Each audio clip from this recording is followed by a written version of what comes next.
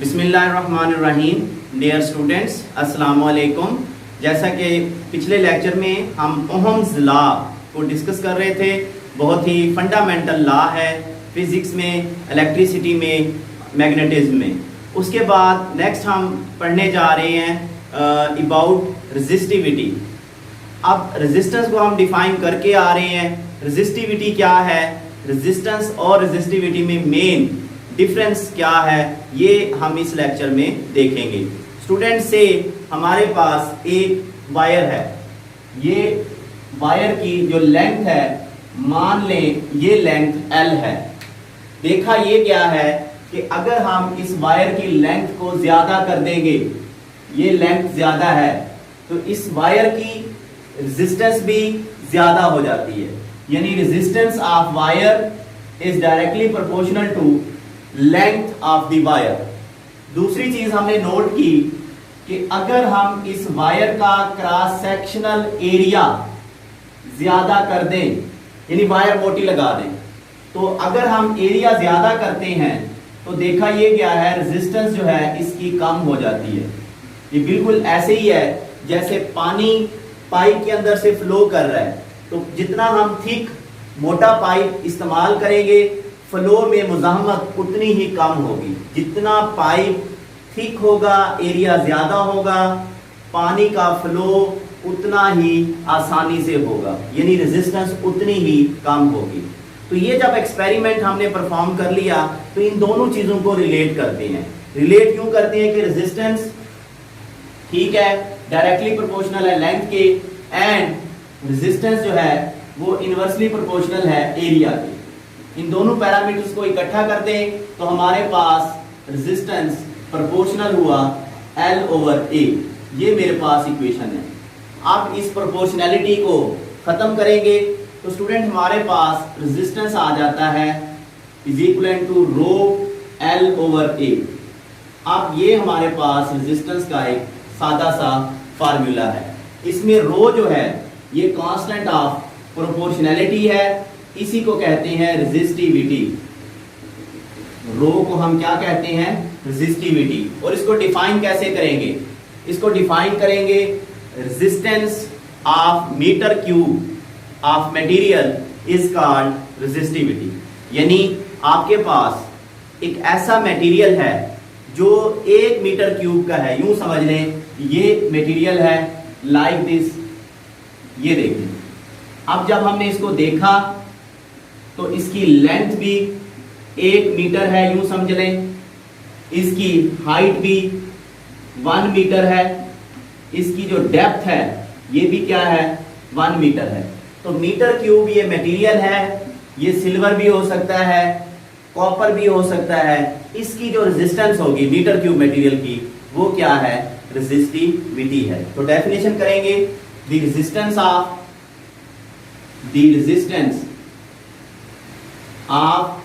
Metre cube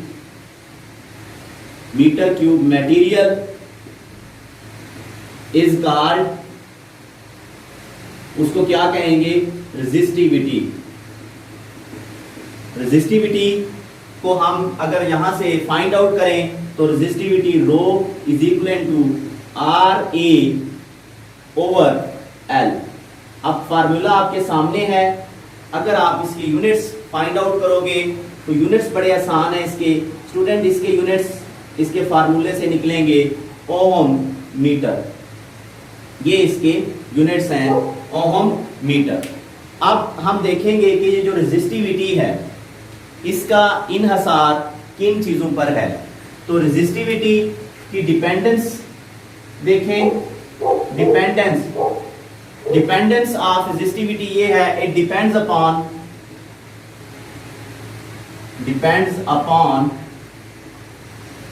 जो है ना temperature of the material, temperature पे डिपेंड करेगी। दूसरा nature of the material, material की नेचर क्या है। आपके सिलेबस में बुक के अंदर एक टेबल दिया गया है जिसमें मुख्तलिफ मटेरियल्स की रेजिस्टिविटी गिवन है, कॉपर की, सिल्वर की, गोल्ड की। तो वो टेबल भी आपने याद करना है। तो हर मटेरियल की रेजिस्टिविटी डिफरेंट होती है। और याद रखना, resistivity do not depends, it do not depend, ये डिपेंड नहीं करता अपॉन डायमेंशंस, डायमेंशंस पे रेजिस्टिविटी डिपेंडेंस नहीं करती।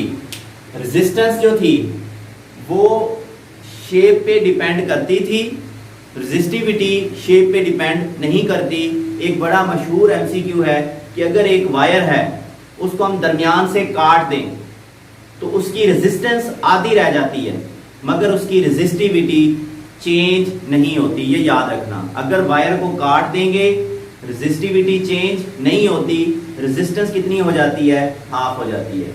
चलें जी, इट मींस दैट आपको पता होना चाहिए कि रेजिस्टिविटी डायमेंशन पे डिपेंड नहीं करती।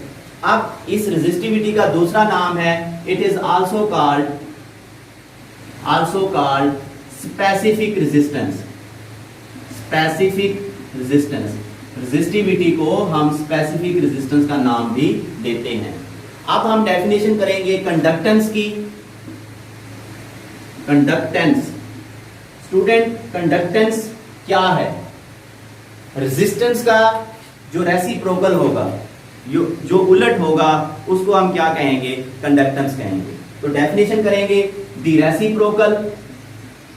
रेसिप्रोकल ऑफ रेजिस्टेंस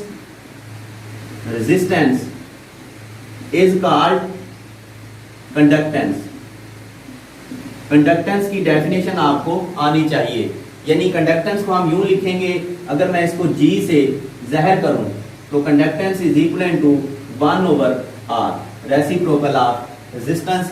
जब आप इसके यूनिट निकालोगे कंडक्टेंस के, तो ज़हर है रेजिस्टेंस के यूनिट को उल्टा दें, तो जब हम उसको उल्टाएंगे तो वो आएगा ओहम इनवर्स। क्यों? क्योंकि हमने रेजिस्टेंस के यूनिट क्या पढ़े थे? ओहम। तो जब उसको हम उलट करेंगे तो वो क्या आ जाएगा? Ohm inverse.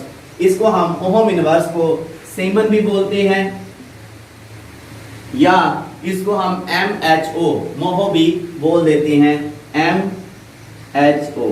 तो बताओ मुझे कंडक्टेंस के यूनिट क्या होंगे स्टूडेंट्स? इसके unit ohm inverse, siemens and MHO है।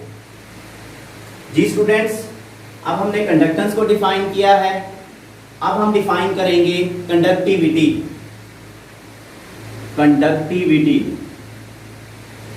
स्टूडेंट, जिस तरह से हमने रेजिस्टिविटी को डिफाइन किया है, तो रेजिस्टिविटी का जो उलट होगा वो क्या है? कंडक्टिविटी है।